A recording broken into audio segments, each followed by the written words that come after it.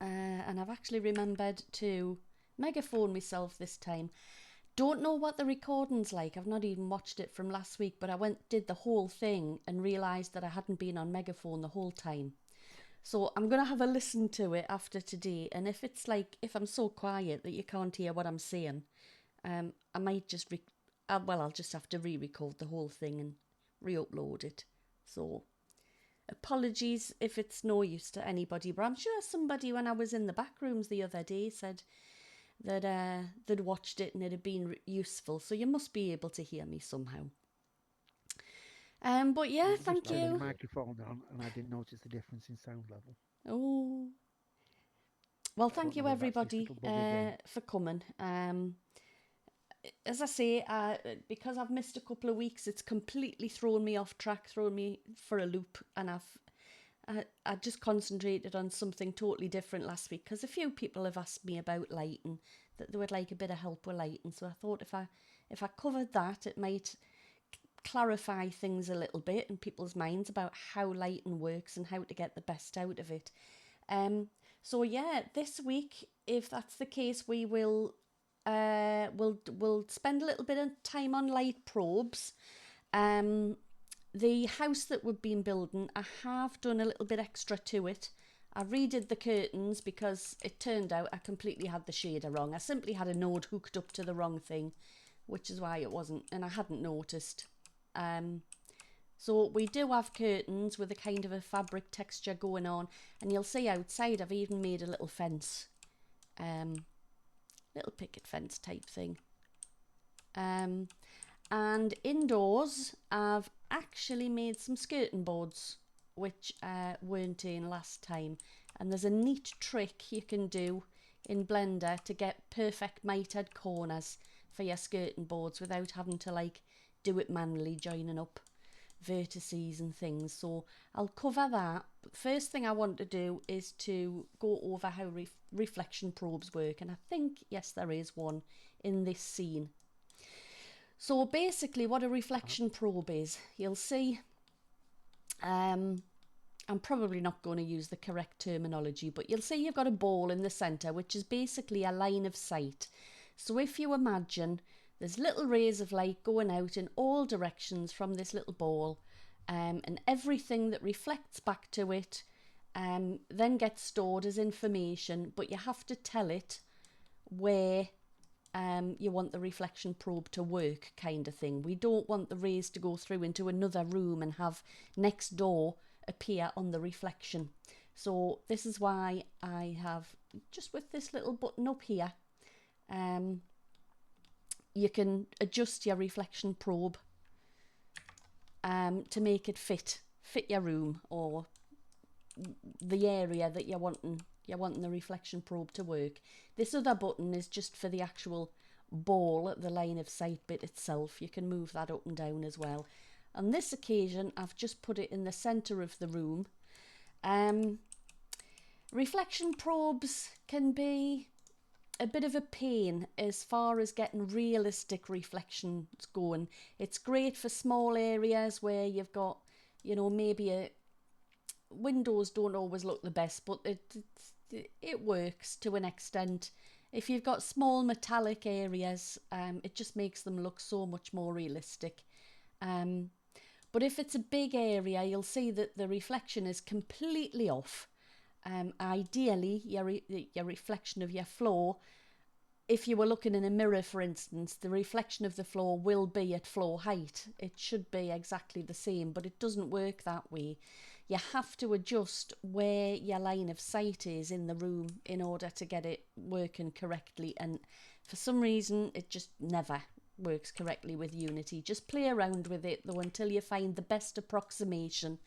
Some people say your probe should be on the floor. Some people say it should be exactly at eye height. So, if you're, say, 2 meters tall, you might want to take a couple of inches off for the eyes and just put it at that height, whatever, if you want to be super accurate. I've never really had fantastic results with either. That's if anybody knows any better way of getting reflection probes to work accurately, I would love to hear it because it's been the bane of my life for a long, long time. But what happens when you bake a Lisa, ref? may I interrupt? Sorry. Yes, of course. This is actually very incredible what you've shown because I was in an office where they were presenting in virtual reality MetaQuest 3 Mhm. the models of a project that is being built on an island, and I what you presented is something that is superior. What they have presented was something that I disliked. So I was wondering, would would you would you be interested in getting in touch with them? Because I think it's a coincidence that they've showed me all of these resorts and the VR application and stuff that they've done, Mhm. but it was not up to par to what you've showed us. Uh, it Oh, just came to me, and I'd like I would if you would like to. well, I'm certainly happy to have a talk with them. I mean, obviously it depends on how much involvement they would need me to have, really. But I mean, if it's just a case of having a talk with them and giving any advice that I can and things like that, I'm happy to do that. Yeah, not a problem. Would it be okay if it was like a contractual thing, whereas you would run, the He's getting software more project involved than thing? Yeah, well, I'm open to discussing it. Yeah, I mean, I can't make any promises, because obviously I've got my own priorities and everything. But and I do. Oh, everyone's disappeared. That's nice. Oh, everyone disappeared and then everyone came back are you again. back? That's magic. Okay, good. um, Again, sorry for interrupting, but it just happens to be a coincidence, and it looks much better than what I've seen. But oh, I'll discuss it with you, yeah. later. Yeah, Show them the absolutely. videos. Like I say, I'm more than happy to discuss it, but yeah, we'd have to wait until we've had that discussion before we can. I can kind of commit to anything. So, um, where was I? Yes, there, there we were. I was just talking about light probes. So, once a light probe is actually baked, which you can do manually by hitting the bake button down here if you're using Unity's built-in light mapper. Once you generate lighting, it will do the light maps and the reflection probes itself automatically. If you're using Bakery, uh, Bakery has a little button at the bottom saying render light probe. So after you've rendered your light maps, if your metallic surfaces are still looking black and non-reflective, just hit render light probes.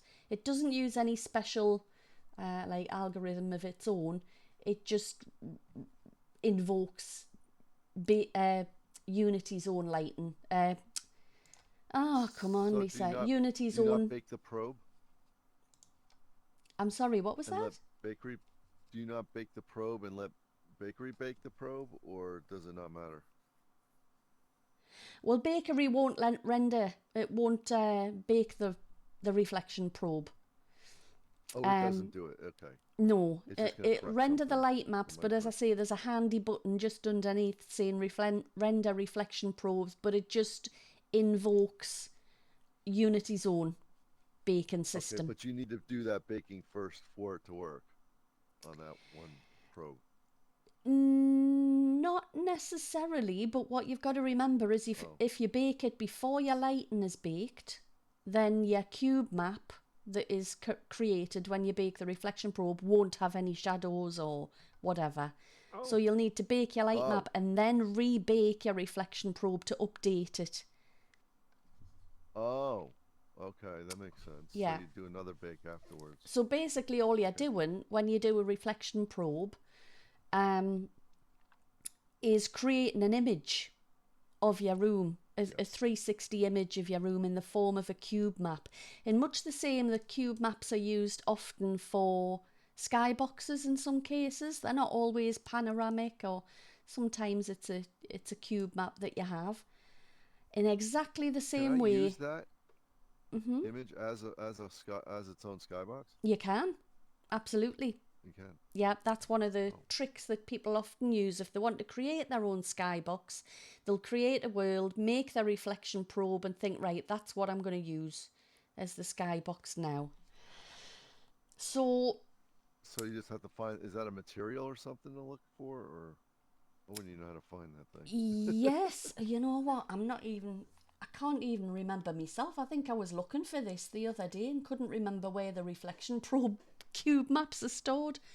From what I remember, they used to be stored, is it under scenes? There we go, yeah. There we are. So there is Okay. a reflection probe for the dining room. If I double click it, is it going to open? It'll open in GIMP because it's an EXR. Okay. So there's one for the dining room. There's one for the living room.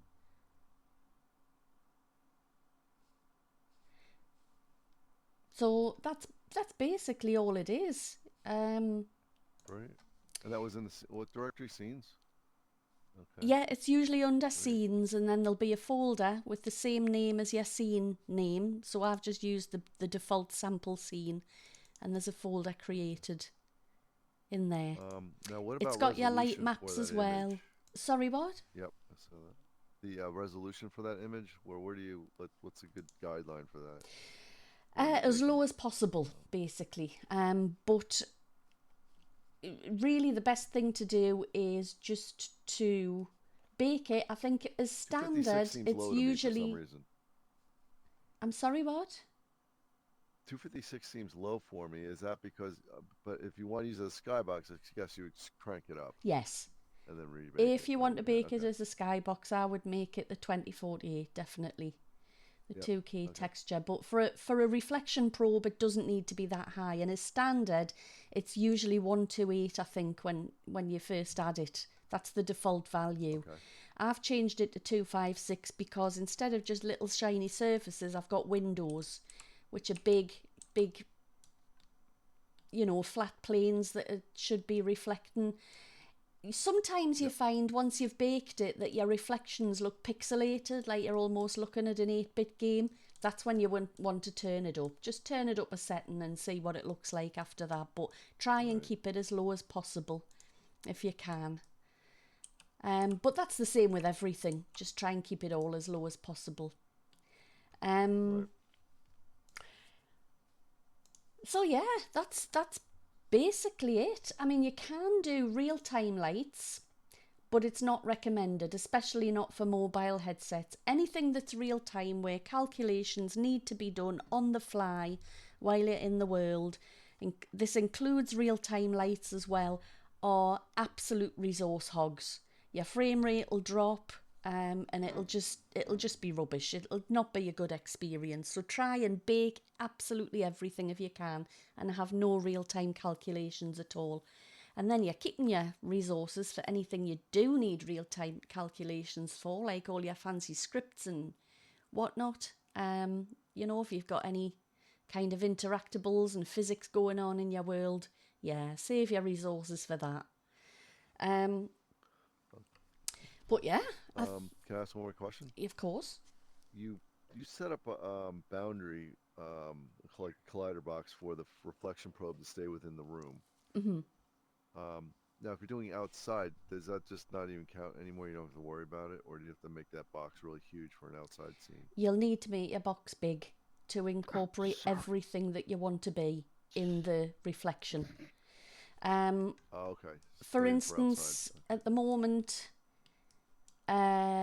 this fence here wouldn't be showing up in the reflection probe, even if you were looking out the window, because the bounding box ends at the wall. It's only this interior, this room that is included.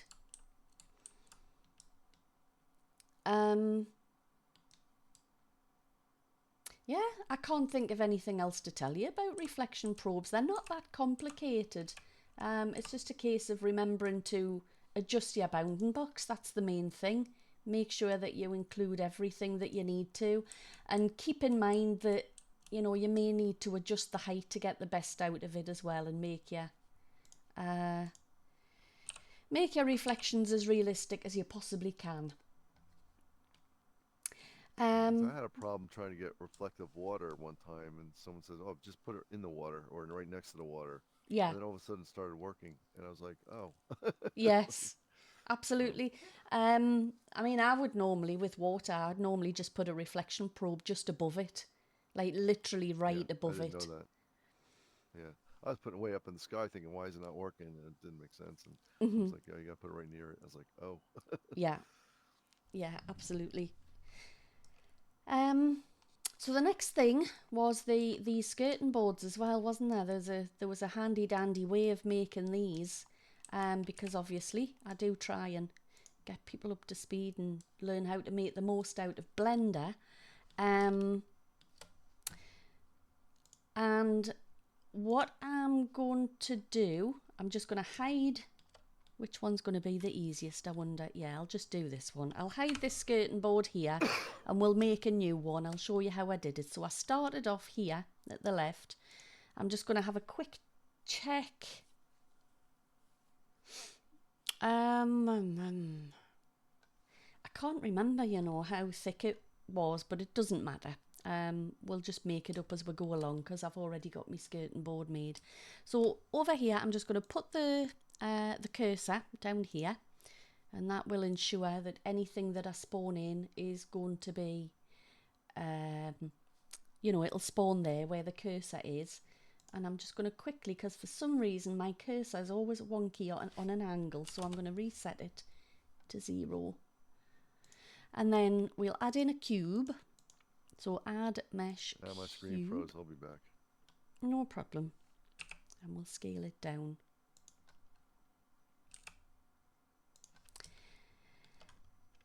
And I'll just bring it up, and then using the face project, I'll literally do G for grab, Z on the Z axis, hold down control, and you'll see it snap to whichever surface you have your cursor over. So I'll just pop it there so it's snapped to the floor. And I'm going to have a think about how thick I want this to be. So on the Y axis, let's say, I have no idea, 0.01, that's probably what it was before. I'm one for just using nice round numbers so it's easy to replicate. And I'm going to do the same again. G, Y, hold down control, and it'll snap to the wall. And then if I hover over the door frame, G, X, hold down control, and it'll snap to the door frame. And then if I just press / to isolate it, I'm going to, I don't know, maybe there, don't know, it doesn't really matter. We'll just choose the face. I'm just going to pop the object origin in the center of the face so it's always on the bottom, which will just make life a little bit easier, because now I can adjust the height, and the height is going to adjust down to the origin, so it's not going to squash up as well. The bottom's not going to lift. So for the height, I have no idea how high this is. Let's cut 0.0508. That's a bit ridiculous. I probably did it in inches, you know, but I'll just do the same thing. So it's the same height. Now what I'm going to do is we'll go into edit mode and face mode. Select that face. I'm going to use this face project again, and I'm just going to do GX, hold down control, and it'll snap to that face. And then what we want to do, we'll have a problem getting it to go around a corner to get a perfect mitered corner. We could rotate this face. If I just bring it out a little bit more so that you can see what's actually happening, so it doesn't go into the wall. If we rotate the face on the Z, you see what's happening to the top face. It's actually going narrower. So when you rotate a face, it will actually distort the rest of your model. And we don't want to do that. So we use this handy dandy tool down here, right at the bottom, second from the bottom, called shear. And if you click that, you can see you get all these little handles where you can drag the face around. And sometimes it's not always obvious which one you need, but I'm guessing it's going to be this blue one here. We want to drag it around by 45 degrees basically, don't we? So we drag that and you can see it's working. And then down here you'll get a little menu. It might be minimised, just open it up and just type in 1, so you're doing a full 45-degree turn. Then you can see it's turned it and it hasn't warped the model at all. So now we can just press E for extrude and Y along the Y, and it's you know, going along the wall, and you've got a perfect 45-degree mitre on there, which is handy if on this occasion I'm just using plain white material. But if you were to have a wood material, it looks so good when they're mitered like this instead of these blocky squares and things. It just looks so much better. So I'm gonna just go back a few steps so I can do that again with it up next to the wall. Because I'm going to have to do a little bit of adjustment here. Press 1 again. And I'm going to drag it out so it's beyond the wall, and then do GX control and it'll snap it back so the nearest edge aligns with the wall. And then we can press E for extrude and Y, and we can go along the wall. To straighten this out, the easiest way is just to go into vertex mode. You've got all of these already selected, so just say scale along the y-axis 0, and that'll make everything perfectly flush again. We'll go back to face mode. G, Y, hold down control, and it's all the way up to that wall. So we've got that far already. I'm just going to hide these curtains and go back into face mode. We use the shear tool again, and this time I think we'll probably need to use this light blue handle, maybe. Yeah, and this time it's a minus figure, so we'll do -1. We'll drag it back a bit, and then GY control. Ooh, that's not quite right. Drag it back a bit more. Oh goodness, come on, Lisa. Let's try that again. Why didn't that? There we go. That's better. Just didn't drag it back far enough. So now we can do E, extrude along the x-axis. Back into vertex mode. Scale X0. Back into face mode. Hover over this wall and do GX control, and we're all the way up to there.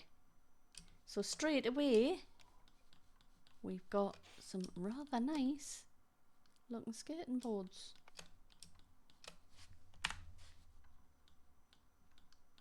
Just do this again. Shear tool. Which one we're using this time? This one. Yeah, that's right. -1. Drag it back, and then GX control. Extrude along the Y. Scale Y0.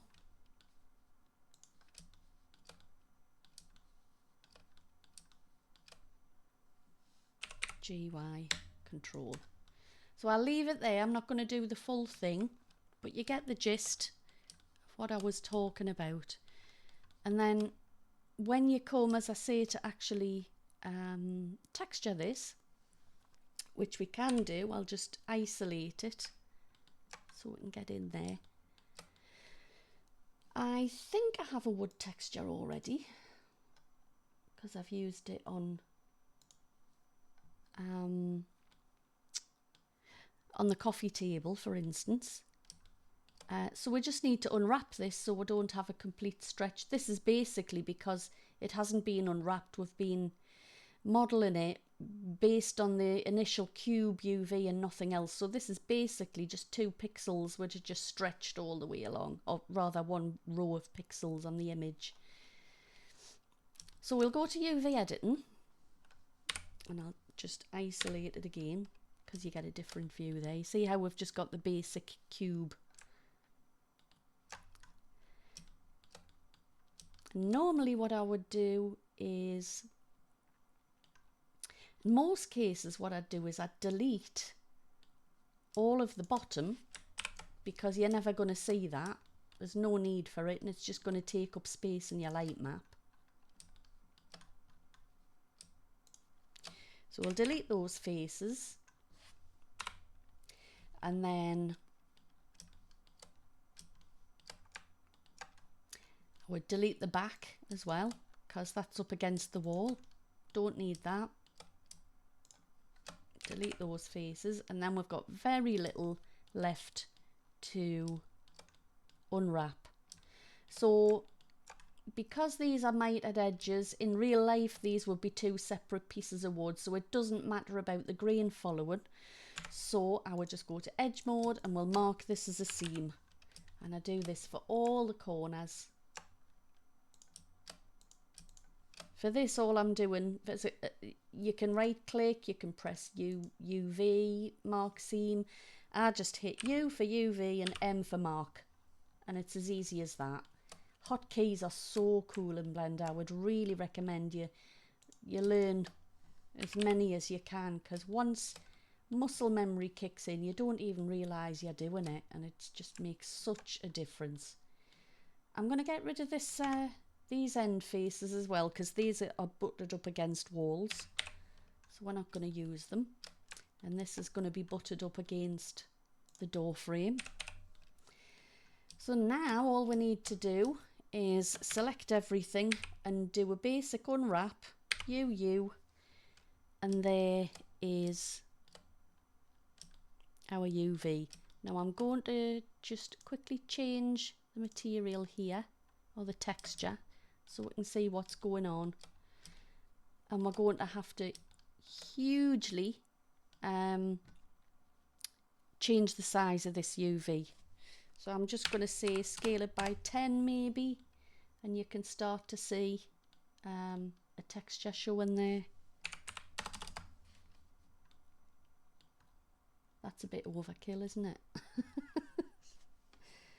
Let's just bring that back to the way it was, and we'll try something else. Yeah, I mean, it's not the best wood texture anyway. It's got some weird stuff going on. I think it's one of these procedural ones that I downloaded. So it's not like a proper picture of wood, but it still looks okay. Let's just have a quick look elsewhere. Yeah, that seems fine.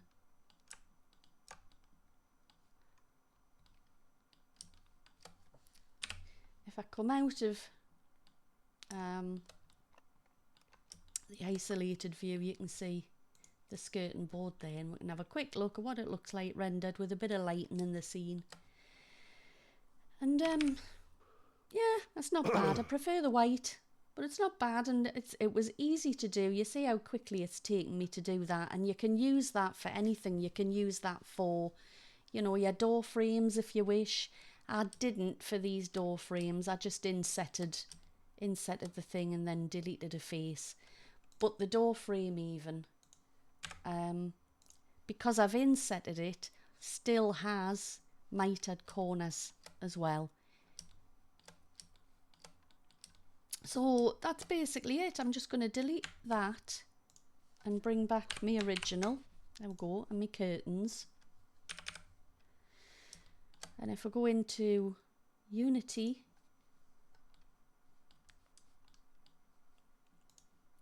you can see we've even got a little bit of light, and it's not great, but you know, for something as small as a skirting board, I'm not going to worry about it. It's really not worth trying to get super duper realistic lighting, because you're going to end up with the most enormous light maps that's going to take forever to load. It's going to be hundreds of megs just to download. To be honest, the stuff that matters is things like this, the shadow of the chairs, and they don't actually look too bad. I could go higher, but I don't want to, because, you know, it's not really about making it look photographic, is it? It's just trying to make it look good while being as performant as possible on a mobile headset. It's just a happy balance between the two. So what was the other thing I wanted to cover? There was something else as well. Oh, I don't know if I've already covered this. I'm just going to close this for now. Start a new scene. But I may very well have already gone over this, but I wanted to go over it again, because now that you know a little bit more about how Blender works and how to build buildings and things, you'll find this so useful. It's worth going over again if I've already done it. So I'm just going to bring this cube up here and duplicate it and bring it over here, and then I'm going to join them together. I'm going to go into face mode, select these two faces. I know I've already covered bridge edge loops, but this is just so cool. You can hit F3 and just search for bridge edge loops. If there's anything at all in Blender that you can't find in the menus or in your right click menus or anything like that, and you're thinking, oh, how on earth do I do that? Just hit F3 and search for it. Everything is under there. So there are some things under the F3 search which aren't even available in the menus. So definitely worth using that as much as possible. So you hit it, bridge edge loops, which it's done. We'll expand this and we can increase the number of cuts, which just brings it up like that, like an arch. You can alter the smoothness. You can alter the twist. Oh, if you wanted to twist, that's quite cool. The merge factor, I'm not sure what the merge factor does actually. I'll have to look into that. But you can also change the profile. At the moment we've got smooth, sharp, inverse, square, etc. And then you can alter the profile factor. So this is the smooth profile. You can make it go thinner or fatter, whichever you prefer. So this is quite handy dandy. Not only is it good for making arches, which is what I used when I did the fence actually. You can see the top of the fence over here. Let's just get out of there so I can zoom in on it. The top of the fence, this was just made out of a plane. Where's it gone? Come on. Just made out of a plane. And all I did was I did a few cuts. We'll forget about the horizontal bars because they were separate. Just these bits here, the vertical pieces. I made a plane. I subdivided it a few times so that I would get 5 panels. By the time I finished with it, I could just delete every other panel and then solidify. And with those subdivisions, I also used the same tool to bridge the edge loops and get that arch. So what you can also do with this, which is really cool, is we could add a circle. And I'll just reduce the vertices because that's a bit overkill. We'll make it maybe 12. I don't know. Move that over here. Duplicate it. And then... No. Actually, you know what? We'll duplicate it vertically. We'll go off to the right and we'll go up. So we'll pop it there. And we'll join those two together with Control and J. Go into edge mode. They're already selected. So I hit F3, bridge edge loops. And then I can increase the cuts to however many I want. And you'll see you get a nice curve. That's probably a bit too many though, but you do get a nice curve. And then I could, for instance, just select that edge loop and extend it up. And the same with that one. And straight away you can see, oh, that would be quite a nice, by the time I've smoothed it and increased the angle a little bit, you could say, well, actually, that would make quite a nice drain pipe, for instance. You could have it coming up towards the gutter at the top of your roof. It might have to go over something before it reaches the, you know, turns into the downpipe. And it's done really, really quickly and easily. No curves, no nothing. I mean, everybody I think knows curves are the bane of my life. I hate Bezier curves so much. I just wouldn't use them. This is the approach I would use to get a bent pipe, as it were. So yeah, we could even, now that I'm actually, I've been thinking about it. I know we haven't got a roof yet, but we haven't even got a second floor yet. But we could absolutely put a little drain pipe down here, for instance. Or maybe, I think it's here in my house, so I'll just pop it there. And just reset my cursor. Add a circle, make it smaller.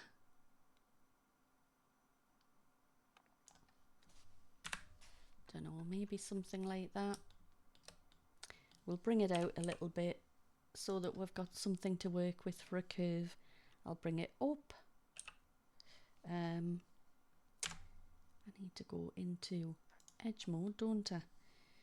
Bring it up to maybe about there. Of course, I've got way too many subdivisions. I should have altered that first as well, but hey ho, I'll redo it afterwards. And then this edge, I'm just going to duplicate it and we'll bring it up and I'll bring it in a bit and bring it up a bit more. Select that edge, select that edge, F3, bridge edge loops, and just increase the number of cuts till it looks right.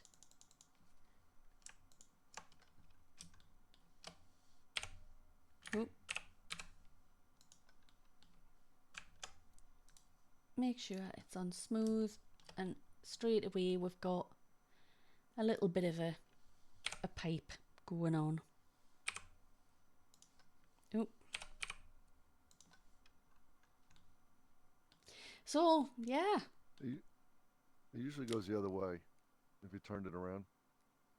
If the yeah, roof's probably. overhang. Probably. You can So tell I'm not an usually- architect, if can't turned you? it around, it would make more Yeah. sense. Yeah. Oh, You can rotate Z rotate 180. There you go. So, yeah. Yep. That's more like it. That looks more realistic. As I said, I'm no architect. I'm clueless when it comes to stuff like that. What I would do is I'd just go outside and have a look at it and see what it looks like and then try and replicate it. That's normally what I do with things like this.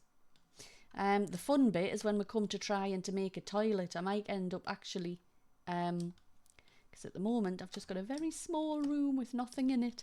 I'll probably end up just seeing if I can find some free assets for like a toilet and a sink, something like that. It's really, unless you really feel confident having a go, I just don't think it's worth the effort, to be honest. Experts, you know, anybody who does like ArcViz, they'll always use someone else's assets where they can. Because paying for someone else's assets is well worth it if it means that they're going to finish a contract quicker and move on to the next job, shall we say. So yeah, I know there are some people who say, oh no, if you're going to make it yourself, you have to do everything yourself. And I just think, pish tosh, absolute rubbish. There's absolutely no shame in using other people's work. Make the most of it, because they put a lot of hard work into that stuff. So yeah, I'm actually still got 10 minutes and I've covered everything that I really wanted to cover, to be honest. Is there anything anybody wants me to go over while I've got Blender open or Unity open or I'm good. silence. Anybody else? Yes. Everyone's good. Okay. Well, The hell. if nobody's got any questions, I think what I'm going to do is just carry on making one or two things. I know I've got some Wow. dining chairs Bundling here, around which are here. like child's chairs because Hi, the legs am are I way too muted? short. No, No. I hear you. How do I get screencast? Do you have to be PCVR? Oh, re-enter. Like quit playing Oh. Banter and come back in. Yeah. So I'm just going to isolate this and we will... Actually, let's go into vertex mode and X-ray mode so I can just select all of these and I'm going to bring them down a bit. Actually, let's change this as well to grid snap. Oh, that looks a bit wacky, doesn't it? Maybe not quite that far.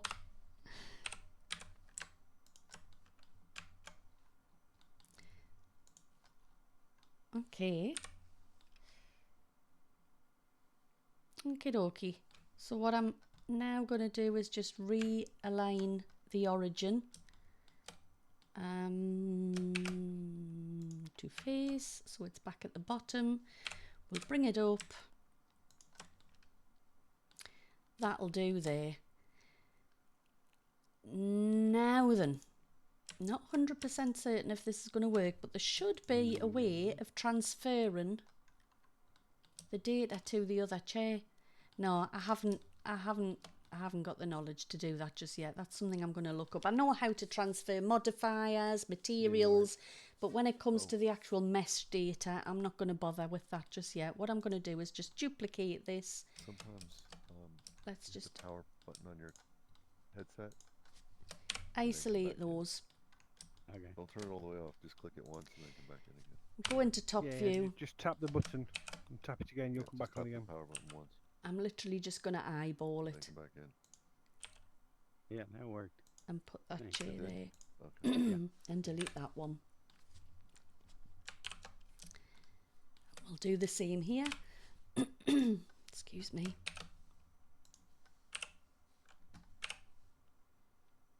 Rotate it, And her recording. line it up are in the there, back of the room. hide, on the wall. delete, You can get those hide. Oh, online. thanks.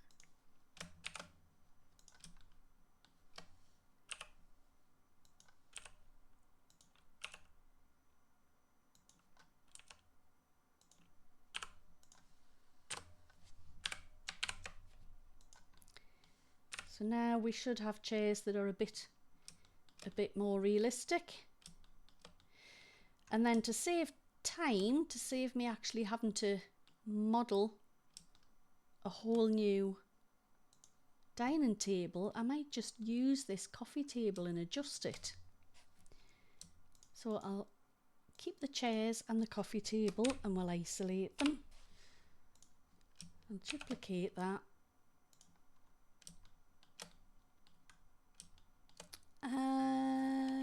Go into edit mode. We'll select all of that and delete it. Excuse me. And then we need to have a little bit of a think about how high we want the table. Let's see, how tall is a normal table? Is it maybe about a metre off the ground? A metre, maybe 34 1.2. Yeah, it's a meter. A metre, right, okay. I probably think like 160 by 80 centimeters. Okay. Meter. So let's just hide these because they're getting in the way. I'm going to front view. X-ray. That's really wonky, isn't it? Oh, that's why. It's because this is still here. Come on. Come on, Lisa. You dingbat. Okay. So this is 1 metre here.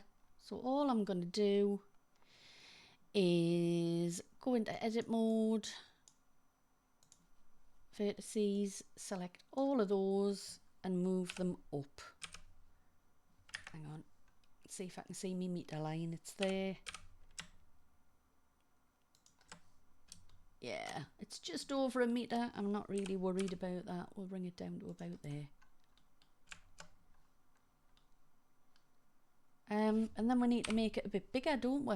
So we're gonna do the same thing again. Just make the top bigger. Yeah. I'll just move those up a couple of clicks. Yeah.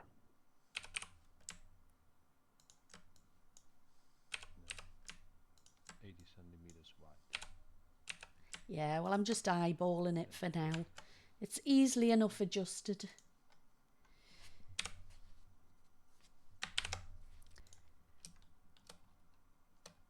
That looks awfully high. Like a bar I still look like I've got kids' chairs.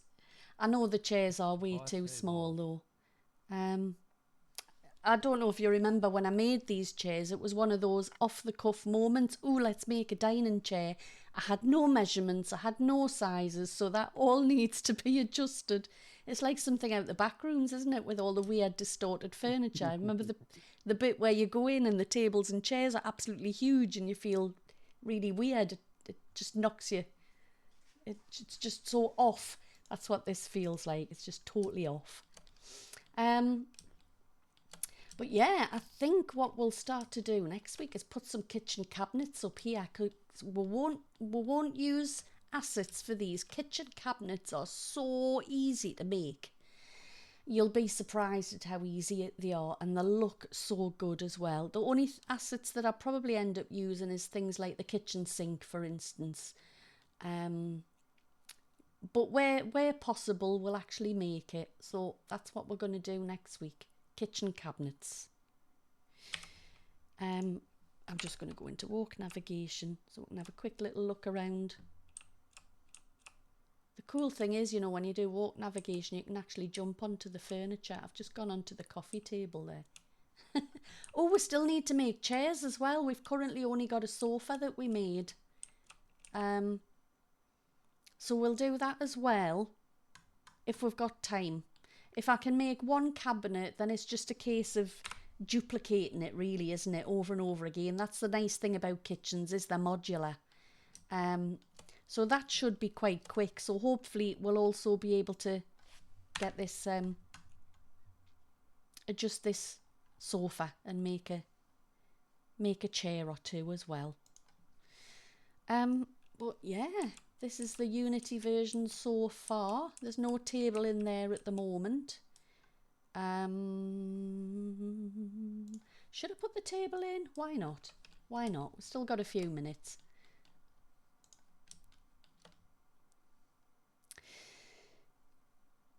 So we're just going to leave it exactly as it is. We just need to reset, set the scale. Go to machine tools. I'm going to call this dining table. Make sure it's in the right place. Yes, it is. And we'll export it. So now we've got a dining table. I just need to give it its correct texture, which I believe is this black wood.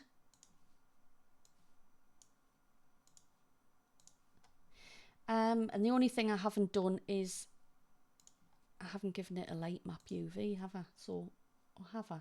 Yeah, it has already got one, but let me just repack it because everything's going to be a bit different. Now that I've changed the sizes, we'll export it again. Oh my goodness gracious me. Yeah, we might need to make that table a bit smaller as well. But yeah. You did make the chairs larger though. The chairs need to be larger, but I think the table also needs to be smaller because I'm actually literally looking over to my table now. Those of you that don't know, Perfect. this house You is put your actually chin on the edge of modelled. the table and shovel your food in. Yeah, this table is actually modelled on my house. This is my dining room. And my table is not that high. I'm looking at it from where I'm sitting now. So yeah. Yeah, chairs are usually 20 inches, tabletops 34. Okay. Okie doke. I'm going to make a note of that. I think like 1 meter high is like more for bar, like 80 centimeters. I can't hear you, Bart. You're Yeah. very quiet. It's like 80 centimeters, like 75 or That'll 80. be yeah. It's like a meter is more for like for a bar. Yeah. Yeah. Yeah. I said 8. See, the thing is, I'm old school. I don't use meters, so I can't visualize one. It's all guesswork. I'm a feet and inches kind of girl. So, yeah. But that's fine. Normally, what I would do, go around. I've got one of those handy dandy little Step back. I've got one of those little laser out. Tricky. measures. Tricky. Do you think you could step back, Pick 'em please? out. We are in the middle of an event here, a teaching event. Thank you. Yes, you step back. So yeah, I've got one of those laser tape measure things, which I highly recommend if you don't have one and you're wanting to model stuff off real things. Get one because they're not expensive, and man, it makes the job so quick, so quick. And when you're just like one person trying to measure a big room, it's impossible with a tape measure anyway on your own. So yeah, I'll measure my table and my chairs using that and just scale those objects correctly. But yeah, that's basically it for today. I didn't have anything else lined you. up. I know we were a bit late No. getting started. I don't know if there's any other events on starting now that you need to get to. Let's have a quick look. Yeah, world news is just starting. Okay, so we can't really go over. Thank you everybody for coming. Thank you for your time. I hope it's been useful. If there's anything at all that you'd like me to cover for next week, please do just let me know. You can just pipe up there and then during the event. You don't have to let me know in advance. I'm flexible. So, but yeah, if Thank you. nobody's got anything they'd particularly like to do, as I say, we're going to maybe concentrate on furniture and kitchen units next week. Yeah, there we go. Thank you. I'm going to stop the recording.